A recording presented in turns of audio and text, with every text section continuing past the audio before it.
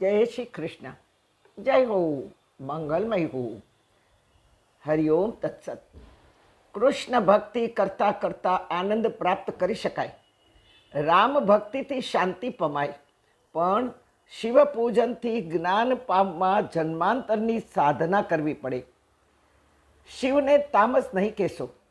શિવને તામસ કહેનાર ગુરુ દુનિયા છોડીને તો ચાલ્યા ગયા, પણ તેઓ તેમના હજારો ફોલોઅર્સ ભક્તોને અજ્ઞાનના અંધકારમાં ખૂંપાવતા ગયા. કારણ કે આજે પણ આવા વિવેકહીન ભક્તો છે કે જે આજે પણ શિવનો જાણ્યા પછી પણ તિરસ્કાર કરી રહ્યા છે. શિવજીના પૂજા અર્ચન, અભિષેક, બિલીપત્ર, જલ, પંચામૃત, શેરડી રસ, પૂજા સામગ્રી, દીવો કરવો, નૈવેદ્ય ધરવું, આરતી જેવું કર્મકાંડમાં પણ જબરજસ્ત અધ્યાત્મ છુપાયું છે. ઉપરાંત શિવજી પાસે જે આયુધો છે તેવા અને તેટલા કોઈ જ દેવો પાસે નથી કે જેમાં અદ્ભુત ચોંકાવનારું રહસ્ય અને મહાન મહત્વ ભરેલું છે.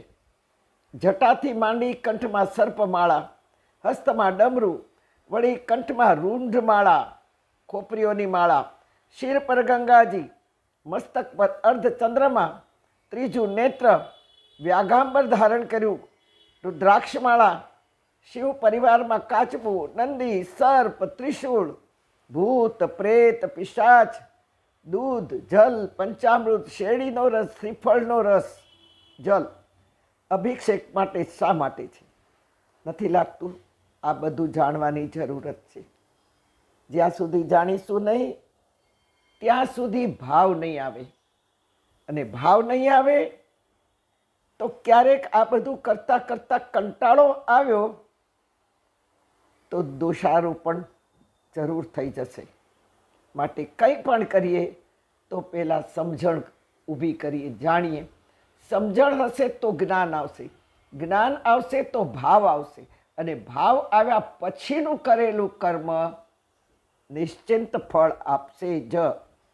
ત્રીજું નેત્ર, વ્યાઘાંબર, રુદ્રાક્ષમાળા, કાચબો, નંદી, સર્પ, ત્રિશૂળ, વળી શિવજીના પરિવારમાં છે ભૂત, પ્રેત અને પિશાચ. આ બધા કોણ છે? શા માટે શિવજીની આજુબાજુ ફરી રહ્યા છે? શા માટે રડી રહ્યા છે? શા માટે આક્રંદ કરી રહ્યા છે? અને એ બધા ક્યારે શિવજીને મળવા આવે છે? ક્યારે આ બધા આક્રંદ કરે છે? આ બધું જાણવું નથી. દૂધ શા માટે ચડાવ્યું? જલ શા માટે ચડાવ્યું? પંચામૃત શા માટે? શેરડીનો રસ શા માટે અભિષેક કર્યો? આ જાણવું નથી. આજકાલ યુવાનો નહીં પણ સમજદાર વ્યક્તિ પણ કહી રહી છે કે આટલું બધું દૂધ ઢોળો છો એના કરતાં કોઈ ગરીબોને પાવ ને.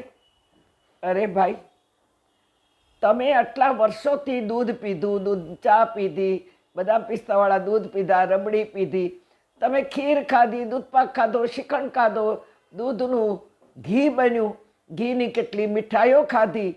તમે શું ઉકાળ્યું આ જગતમાં? તમે શું ભલું કર્યું જગતનું? તમે શું સાર્થક કર્યું? આટલા દૂધના ઘડે ઘડા પીને જેટલા વર્ષ થયા છે ને આપણને, એટલા વર્ષનો અંદાજ મૂકો કે અત્યાર સુધીમાં આપણે કેટલા લીટરો દૂધ પી ગયા અને દૂધની બનાવેલી વસ્તુઓ ખાઈ ગયા.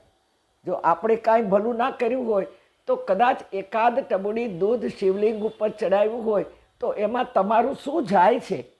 તમને ખબર છે શિવજીને દૂધ શા માટે ચડે છે? એ આપણે શિવજીના પરિવારની વાત કરશું ને એમાં કરીશું. અત્યારે આ વિષય પૂરો કરીએ. જાણવું નથી?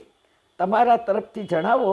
જો તમારે જાણવું હશે તો આપણે શ્રાવણના આ 15 દિવસ સુધના શિવજીના છે.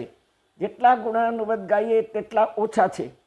શિવજીના ગુણાનુવાદ, જપ, સ્તુતિ કરવાથી શિવજીને કંઈ ફરક નથી પડતો, પણ આપણા શ્વાસોશ્વાસ શિવજીના નામથી આપણું શરીરમાં રહેલું મેટાબોલિઝમ, આપણા શ્વાસમાં રહેલા આપણા કર્મોની પવિત્રતા જરૂર નોંધાઈ જશે.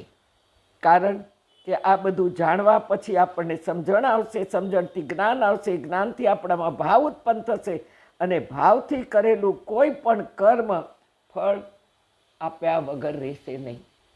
માટે જો આપને જાણવાની ઈચ્છા હોય તો મને ઓછામાં ઓછા 11 મારા શ્રોતાઓ, મારા પરિવારના લોકો કહેશે કે માં જેટલું બોલી ગયા એનું વિશ્લેષણ કરીને સમજાવો, તો હું સમજાવીશ.